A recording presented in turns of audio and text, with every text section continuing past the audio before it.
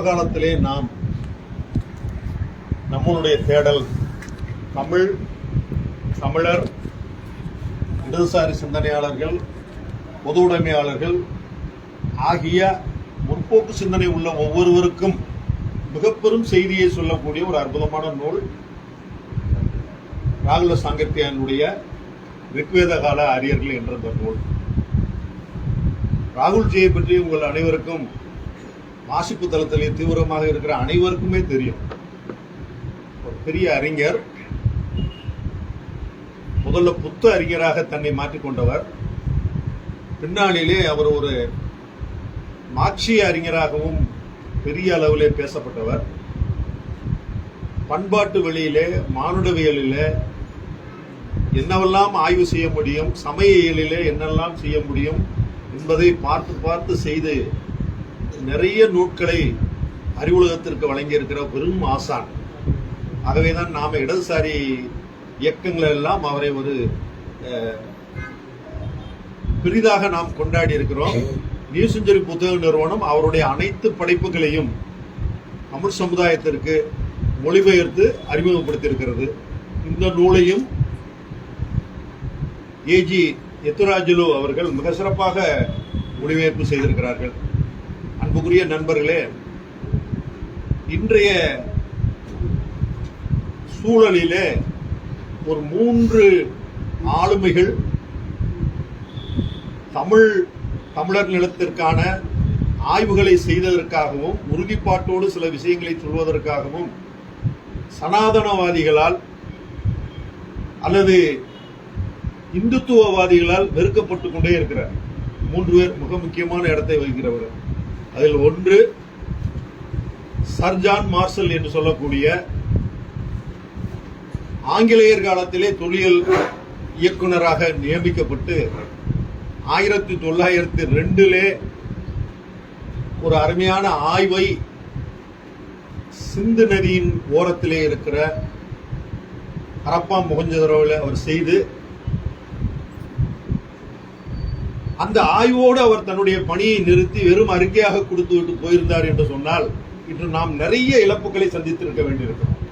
ஆனால் அவர் செய்த மிக பெரும் காரியம் என்னவென்று சொன்னால், அந்த காலகட்டத்திலே இருந்த ஆரியர்களோடு, பண்பாட்டோடு, அவர்களுடைய மொழியோடு, நடவடிக்கைகளோடு, தான் கண்டுபிடித்த மொஹஞ்சதாரோ ஹரப்பாவிலே இருக்க மக்கள் வாழ்வியலோடு பொருத்தி காட்டி, இது முற்றிலும் ஆரியர்களுடைய நாகரிகத்திலிருந்து, அவர்கள் பயன்படுத்திய பழக்க வழக்கங்களிலிருந்து மாறுபட்ட இந்த மண்ணுக்கே உரிய ஒரு நாகரிகம் என்று அவர் நிறுவி காட்டி விட்டு போனார்.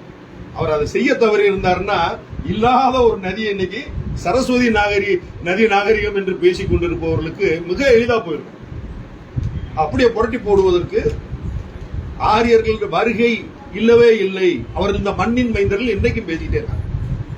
அது பேரறிஞர்னு நம்ம தமிழ்நாட்டில் ஒருத்தர் இருக்காரு. அவர் இன்னைக்கு ஒரு பத்திரிகைக்கு ஆசிரியராக கூட இருக்காரு. அவர் பேரை கூட நம்ம சொல்லக்கூடாது. அவர் இன்றைக்கும் பேசுகிறார்.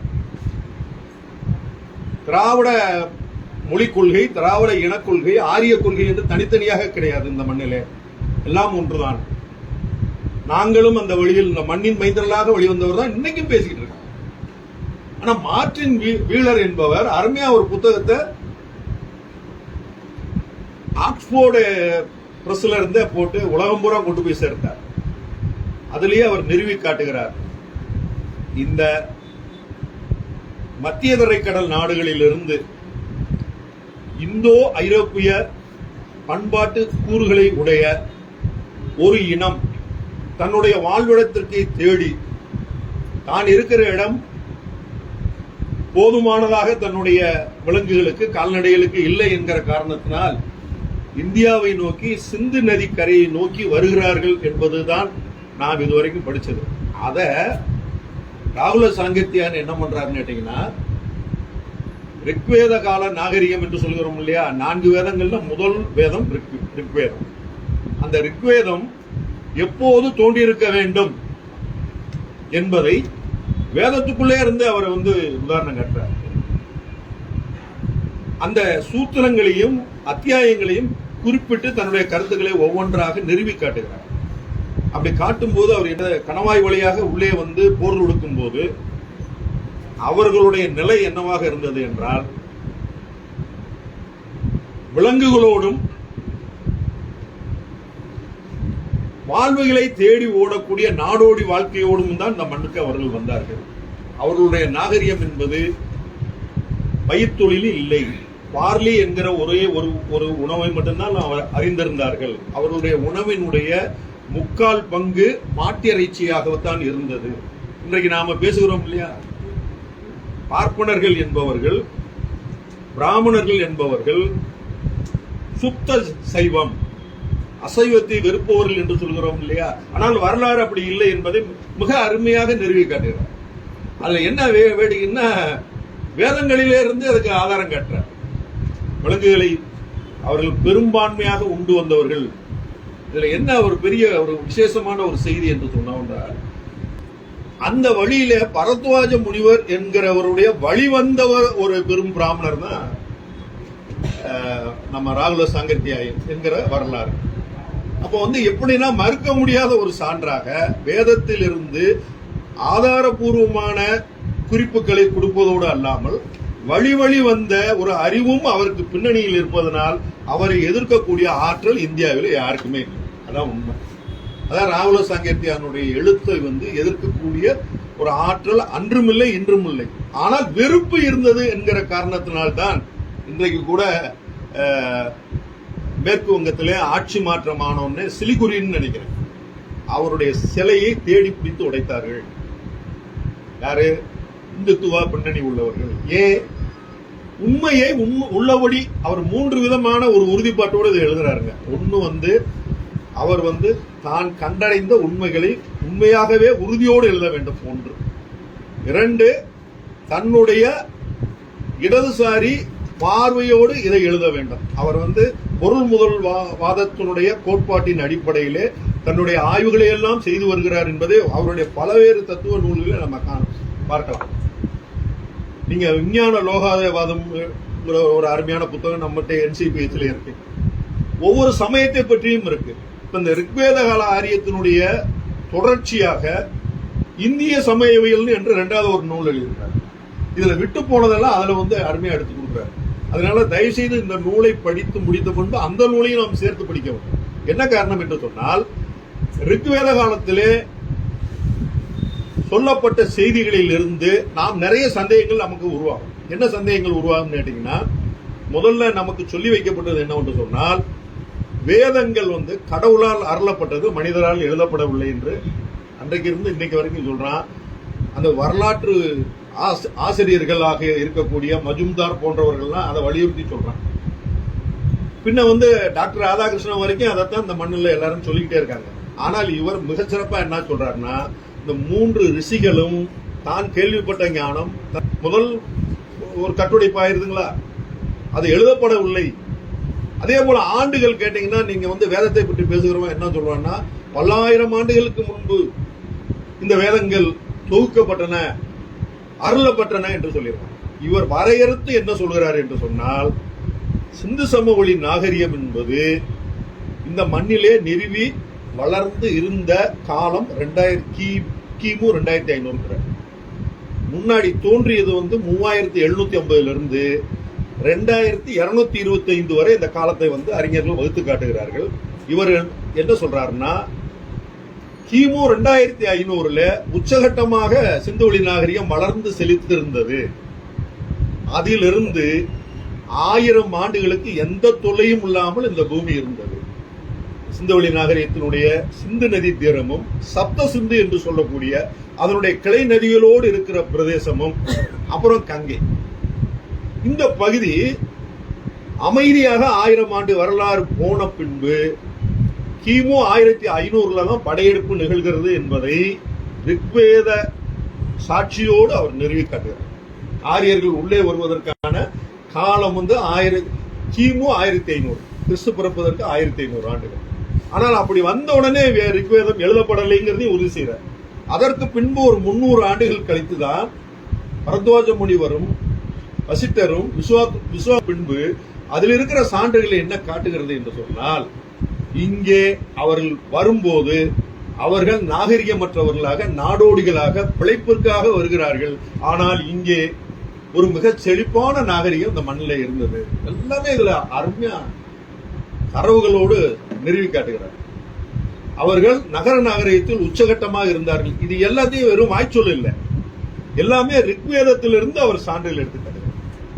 அதோட இல்லாமல் அவர்கள் இந்த மண்ணுக்குள்ளே வந்த உடனே பெரும் போர் நடக்கிறது. என்ன போர்? அவங்க தன்னை நிலைநிறுத்திக் கொள்ளணும்.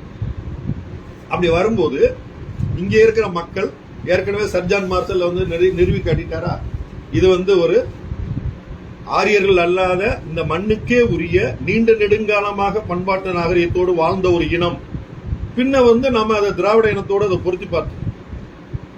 நம்மளுக்கு இருக்கிற ஒரே இன்னொரு பெரிய வேலை என்னன்னா, இந்த மொழியை மட்டும் வாசித்தோம் என்று சொன்னால், இந்த குறியீடுகளை மட்டும் நாம் வாசித்தோம் என்று சொன்னால் முழுமையாக 100% அதை நாம நிறுவி காட்டிடலாம். அதுக்கு தடையாக இருப்பது இந்த குறியீடுகளை நம்ம வாசிக்க முடியல. உலகம் பூரா பல்வேறு அறிஞர்கள், மொழியியல் அறிஞர்கள் எபிகிராபில இருந்து கூட பண்ணி பார்க்கறாங்க, முடியல. இப்ப இதுக்கு ஒரு பெரிய சான்று என்ன வருதுன்னா, இந்த பக்தூன் இனம் மக்கள்னு ஒரு இன மக்கள், அதாவது பாகிஸ்தானுடைய கீழ்ப்பகுதியிலும் நமது ராஜஸ்தானுடைய மேற்கு பகுதியிலுமாக இன்றைக்கு பாகிஸ்தானுடைய ஆளுகையில் இருக்கிற அந்த பக்தூனிஸ்ட் என்று ரிக்வேதத்திலே வருது. அந்த மக்களுக்கு பக்தூன்கள் என்று பெயர். அவங்க சமகாலத்தில் நாகரிகத்தோடு இந்த மண்ணிலே இருந்தாங்க. ஆரியர்கள் படையெடுத்து வரும்போது இந்த கைபர் போலன் கணவாய்களை ஒட்டி அவர்கள் வாழ்ந்தார்கள், இன்றும் வாழ்ந்து கொண்டிருக்கிறார்கள். அவர்கள் மிக முக்கியமாக கவனிக்க வேண்டியது என்னன்னா, இப்ப தனிநாடு கட்டிட்டு பக்தூன்கள் நாங்கள் முகமதியர்கள் அல்ல, பக்தூன்களாகிய நாங்கள் ஆரியர்கள் அல்ல, நாங்கள் இந்த மண்ணின் பூர்வீக குடிகள், எங்களுக்கு தனிநாடு கொடுங்கன்னு இப்ப கேட்கிறாங்க. செய்தி வந்துட்டு இருக்கு. அந்த எனக்கு ஒரு சின்ன ஆய்வு என்ன தோணுதுன்னா, அந்த பக்தூனுடைய அந்த மொழி இருக்கு பாத்தீங்களா, அந்த மொழியோடு சிந்துவெளி நாகரிகத்தின் குறியீட்டு மொழியை நாம சேர்ந்து வாசிக்கக்கூடிய ஆற்றல் யாருக்காவது வந்துருச்சுன்னா, அதை தொடர்புபடுத்த முடியும்னா நிறைய விஷயங்களை நாம உறுதிப்படுத்த முடியும். ஆனால் அகச்சான்றாக நிறைய ரிக்வேதத்திலிருந்து ஒரு என்ன எடுத்து காட்டுறாருன்னா, ஏற்கனவே இருந்த மண்ணின் மக்களுக்கு பெயர் தசியுக்கள் என்று அவன் வைக்கிறான். ரிக்வேதத்தில் தசியுக்களோடு சேர்ந்து வணிகம் செய்பவர்களை பணியாக்கள் என்று ஒரு பிரிவை வைக்கிறான். இங்க வந்தேரியலாக வந்த ஆரியர்களுக்கு 5 இனக்குழுக்கள் இருக்கிறது. அவன் அந்த 5 இனக்குழுக்கள்ல பாத்தீங்கன்னா, புரு, யது, துர்வஸ், அணு, திர்சியா என்ற ஒரு 5 விதமான இனக்குழுக்களாக பிரிந்து உள்ளே வருகிறார்கள். அப்படி இங்கு பார்க்கும்போது செழித்த அந்த மரபை தன்மையப்படுத்தினால் தவிர இந்தியாவிலே அவங்களுக்கு வாழ்வியல் இல்லை என்பது தெரிந்து கொண்டு போர் தொடுக்கிறார்கள். அந்த போரை ரிக்வேதம் என்ன சொல்லுதுன்னா, தேவ அசுர யுத்தம்னே குறிக்கும். அதை பல்வேறு சூத்திரங்கள்ல எடுத்து காட்டுறார். அவர்களை தேவர்களாக கற்பித்துக் கொண்டு இங்கே வாழ்ந்த மக்களை அசுரர்கள் என்று அன்றைக்கே, அதாவது 1300 கிமு 1300, ஏன்னா 1500 படையெடுத்து வர்றான். அடுத்த 300 ஆண்டுகள் கழித்துதான் வேதங்கள் தொகுக்கப்படுகிறது. அப்படி தொகுக்கப்பட்ட முதல் வேதம் ரிக்வேதம் தான் அவரே சொல்லிடுறார். பின்னர் ரிக்வேதத்திலிருந்து ஒரு குறிப்பிட்ட கால இடைவெளிக்கு பின்புதான் மற்ற 3 வேதங்களும் தோன்றுகின்றன. அப்ப அவர் சொல்றத பாத்தீங்கன்னா, யசூர், சாம, அதர்வன வேதம்லாம் பாத்தீங்கன்னா கிறிஸ்து பிறப்பதற்கு 500 ஆண்டுகள்ல இருந்து 700 ஆண்டுகளுக்குள்ளதான் ஏற்பட்டிருக்கும். ஆனா நம்மகிட்ட சொல்லி வைக்கிறதுன்னா, அது 5000 ஆண்டுகளுக்கு முன்பு அருளப்பட்டது. அதை உடைக்கிறார், ஒரு கட்டுடைக்கிறார். அதுக்கு சான்றுகளை காட்டுகிறார். காட்டி விட்டு என்ன சொல்கிறார்னா, இதுல ஒரு மிக முக்கியமா நாம கவனிக்க வேண்டியது, இங்கே இருக்கிற தசியுக்கள் மற்றும் பனியாக்கள் மீது அவங்க போர் தொடுக்கும் போது இந்த 5 இனக்குழுக்கள் பிரிந்து தனித்தனியாக முதல்ல போர் செய்யறான். முடியல, வெற்றி கொள்ள முடியல. அப்ப அவங்களுக்குள்ளே கூடி பேசுறான். உங்களுக்கு போர்ல கூட ஒரு அறம் காண்கிற நோக்கம் தமிழர்களுக்கு உண்டு. அது பன்னெடுங்காலத்திலே இருந்து உண்டு. போர் அறம் என்றே நாம ஒண்ணு வைத்திருக்கிறோம். அவன்கிட்ட அது இல்ல. ஆனா அந்த 5 இனக்குழுக்களும் ஒன்றா உட்கார்ந்து பேசி என்ன முடிவுக்கு வர்றான்னா, நாம முதல்ல நம்மகிட்ட இருக்கிற வேறுபாடை களைய வேண்டும். 1, 2, இங்கே இருக்கிற 2 பேர்த்தையும் ஒரே நேரத்தில் அடிச்சோம்னா நம்மளால வெற்றி கொள்ள முடியும். அப்ப என்ன செய்யணும் அப்படின்னு அவங்களுக்குள்ள விவாதம் வருது. அந்த அறிஞர்கள்லாம் சேர்ந்து என்ன பண்றான், பெரும்பான்மையாக இருக்கிற அந்த மண்ணின் நாகரிகத்தோடு வாழ்ந்து வருகிற மக்களை பிற்படுத்தப்பட்டவராக கருதி, ஏன்னா அவங்க வேளாண்மையும் தொழிலும் உழைப்பும் உள்ளவர்கள், அவர்களை மட்டும் குறிவைத்து முதல்ல அடிப்போம், பனியாக்களை நம்மளோடு சேர்த்துக்கொள்வோம். அதை சொல்றாரு இதுல. ஏன் பனியாக்களை நம்மளோடு பிரித்து ஆளும் சூழ்ச்சி அப்பயே செஞ்சுட்டு இருக்காங்கிறத ரிக்வேதத்துல இருந்து எடுத்து காட்டுறார். ஏன் பனியாக்களை மட்டும் தன்னோடு வைத்துக் கொள்வது என்று சொன்னால், அவர் செய்கிறது தொழில், தொழிலில் வருவது வருவாய், அவர் கையிலே பணப்புழக்கம் இருக்கிறது. ஆகவே அவர் நம்மவராக மாற்றிவிட்டால் நமக்கு இந்த எளிய உழைக்கும் வேளாண் மக்களை அழித்தொழிப்பது எளிது என்கிற தந்திரத்தை அவங்க கையாளுறான்னு இந்த ரிக்வேதத்திலிருந்து சான்றுகளோடு சொல்லுகிறார். இது இந்த காலகட்டத்தில் நீங்க ஒரு பொருத்தப்பாட்டோட ஒரு விஷயத்தை யோசிச்சீங்கன்னா நல்லாவே புரியும். இந்த கருதுகோள் இன்று வரை தொடர்கிறதை நாம் பார்க்கிறோம். எப்படி இந்த ஆரிய பிராமணர்கள் என்று சொல்லக்கூடிய, வேதகால பிராமணர்கள் என்று சொல்லக்கூடிய RSS பின்புலம் உள்ளவர்களும் பனியாக்களும் இன்று வரை தொடர்பில் இருக்கிறார்கள். சரிங்களா? இன்று வரை. அதுக்கு நல்ல சாட்சியம் நமக்கு 2 பேரும் இன்னைக்கு இந்தியாவே விலைக்கு வாங்கி வைத்திருக்கிற, ஒருத்தர் விற்கிறாரு ஒருத்தர் வாங்குறாரு நம்ம பேசுறோம் இல்லையா? அம்பானியும் அதானியும் யாரு? பனியாக்கள். அதனுடைய தோற்றுவாய மிக அற்புதமா ரிக்வேதத்துல இருந்து சொல்றாருங்கிறதா இதுல ஒரு வேடிக்கை. வெறும் போகிற போக்கில் பேசுகிற பேச்சல்ல, எல்லாத்துக்கும் சூத்திரத்தோடு அவர் அத்தியாயம், சூத்திர எண், வரி முதல் கொண்டு அவர் குறிச்சு காட்டுறார். ஆகவே இந்த நூல் எவ்வளவு முக்கியத்துவம் வாய்ந்தது இப்ப புரியுதுங்களா? ஒன்று சர்ஜான் மார்சல் மிக பெரும் பணியை செய்து விட்டு போனார் இந்த மண்ணில். பிறர் உழப்ப முடியாத அளவுக்கு இது முற்றிலும் ஆரியத்திலிருந்து மாறுபட்ட இந்த மண்ணுக்கே உரிய உயரிய நாகரிகம். ஒருவேளை இது திராவிட நாகரிகமாக இருக்கலாம், அதுக்கு தான் சாத்தியம் இருக்குன்னு எழுதி வச்சுட்டு போயிட்டார். இத்தனைக்கும் அவருக்கு வயசு 26க்கு வர்றாரு. 28, 30 வயசுல அந்த ஆய்வை செய்து அருமையா கொடுத்துட்டு போயிடுறாரு. 2வதா கால்டுவெல் வர்றாரு. கால்டுவெல் மதம் பரப்ப வந்தவர். அவர் தன்னுடைய மதத்தை பரப்புவதற்காக இங்க இருக்கிற மொழியை, தமிழை படிக்கும் போது அவருக்கு என்ன பண்ணுறாரு, தமிழ்ல தன்னுடைய மனதை பறிவுடுத்து விடுகிறார். என்ன செய்யறாரு, அந்த தமிழினுடைய தனித்துவமான போக்கும் அதனுடைய உறுதிப்பாடு அவருக்கு ஒரு விஷயத்தை தொடர்ந்து சொல்லுது. என்ன சொல்லுதுன்னா, உலக அரங்கிலே செழித்த மொழி இது ஒன்று. 2வது, தனித்து இயங்கக்கூடிய வல்லமை உள்ளது. ஏன்னா அவருக்கு முன்னாடி வரைக்கும் இதையும் ஒரு கிளை மொழி மாதிரி தான் பேசிக்கிட்டு இருந்தான். வடமொழி ஒன்று மட்டும்தான் செம்மொழி என்றும், அதை என்ன பண்ணிட்டாங்கன்னு கேட்டா பேராசிரியர் பெருமக்களுக்கு நல்லாவே தெரியும். மேக்ஸ் முல்லர் என்கின்ற ஜெர்மானிய அறிஞரை பிடித்து இந்த ஆரிய பிராமணர்கள் ரொம்ப தந்திரமா அவருக்கு வேண்டிய கொலை அழிச்சு, இதுதான் இந்த மண்ணினுடைய தத்துவங்கள், இதுதான் இந்த மண்ணினுடைய எழுத்து என்று வடமொழியை பூரா அவரை படிக்க வச்சு, வேதங்களை படிக்க வச்சு, உலகம் பூரா ஆங்கிலத்தில் கொண்டு போய் சேர்த்துட்டாங்க. அவர் ஒரு ஜெர்மானிய அறிஞர் மேக்ஸ் முல்லர். ஆகவே அவர் ஆங்கிலத்தில் எழுதியது மிக விரைவாக உலகம் பூரா போய் சேர்ந்துருச்சு. அப்போ உலகத்தில் இருக்கிற எல்லா அறிஞர்களும் என்ன நினைக்கிறான், இந்த மண்ணுல பாம்பு படார்கள் தான் அதிகமா இருந்தாங்க, பிச்சை ஏற்பவர்கள் தான் அதிகமா இருந்தாங்க, ஆரியர்கள் தான் நாகரிகத்தோடு இருக்கிறார்கள் என்கிற ஒரு தலைகீழ் காட்சிப்படுத்துதலை அவன் கொண்டு வந்தான். இங்க சற்று யோசிச்சு பாருங்க. உள்ள வரும்போது சிந்து நதியில மிக அழகிய நகரம் இருக்கு. சமகாலத்துல, அதாவது கிறிஸ்து பிறப்பதற்கு 2500 ஆண்டுகளுக்கு முன்பு ஒரு நகர நாகரிகம், இப்படி ஒரு நகர நாகரிகம் ஒருவேளை மெசபடோமியாவில் இருந்திருக்கலாம், ஆனால் இன்று இல்லை. ஒருவேளை ரோமானிய பேரரசுல கிரேக்க தேசத்துல இருந்திருக்கலாம், ஆனா இன்று இல்லை. ஆனா என்ன வேடிக்கைன்னு கேட்டீங்கன்னா, நாம இந்த 21ஆம் நூற்றாண்டில் எட்டி பிடிக்க முடியாத நகர நாகரிகம் அது. எப்படி இன்றைக்கு நாம நம்ம வீட்டு சாக்கடையை எங்க விடுறதுன்னு தெரியாம முழிக்கிறோமாங்க. அவன் பாருங்களேன், கிறிஸ்து பிறப்பதற்கு 2500 ஆண்டுகளுக்கு முன்பு அவன் தன்னுடைய கழிவு நீரை மிக சிறப்பாக பொது கால்வாய்கள் மூலம் அதை கடத்தி கொண்டு போயிருக்கிறாங்க. ஒவ்வொரு வீட்டிலும் கழிப்பறை இருந்தது.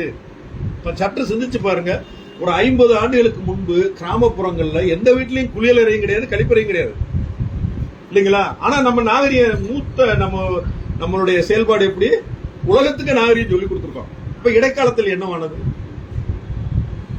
இல்லைங்களா? ஏன்னா நீங்க சிந்துவெளி நாகரிகத்தில் இருக்கிறவர்களும் தமிழர்களும் ஒன்று என்கிறது கீழடியிலிருந்து கூட நம்மோட நிறுவனமாக.